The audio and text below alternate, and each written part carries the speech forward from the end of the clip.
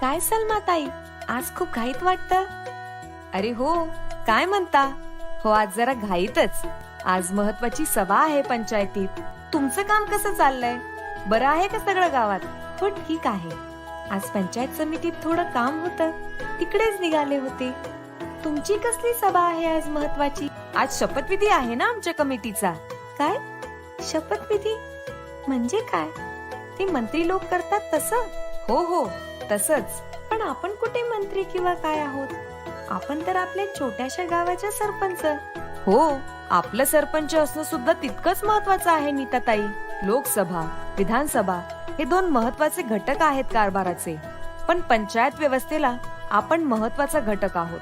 आपण आहोत तिसरं सरकार. आपण लोकांसोबत काम करतो.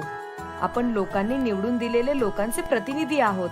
आपण कसं नेतृत्व करू, संविधानिक मूल्यांचा कसा कारभारात अंतर्भाव करू, हे लोकांपर्यंत सार्वजनिकरित्या पोहोचवणं आणि त्यासाठी बांधील असणं महत्वाचं आहे. अशी शपथ आपण आपल्या गावकऱ्यांसमोर घेतल्याने गावकऱ्यांनाही आपण नेमकं कसं काम करणार आहोत ते कळतं. सरपंच म्हणून आपण कोणती मूल्य, तत्व आपल्या कारभारात आणणार आहोत हे समजतं.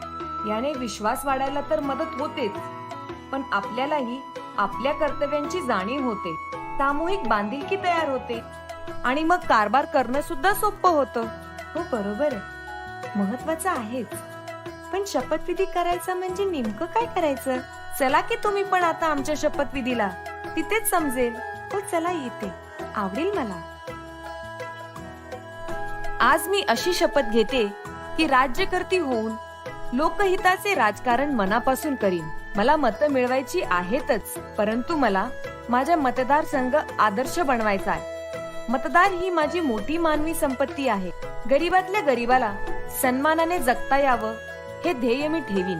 त्या ध्येयाची पूर्ती झाली तरच मला समाधान मिळेल. मी माझ्या सर्व मतदारांशी, अगदी विरोधकांशीही जिव्हाळ्याचा व्यवहार ठेवीन.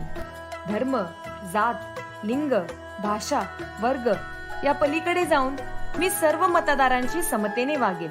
माझ्या मतदारांना उत्तम नेतृत्व देण्यासाठी मी स्वतः सातत्याने नवनवे शिकण्याचा प्रयत्न करेन. स्वतःच्या क्षमता वाढवत जाईन.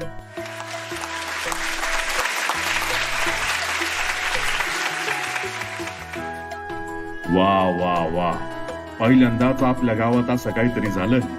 आतापर्यंत टीव्हीवर पाहिले होते मंत्र्यांचे शपथविधी. आज प्रत्यक्ष पाहिलं बुवा गावात आपल्याच प्रतिनिधीचा. लय झाक काम झालंय.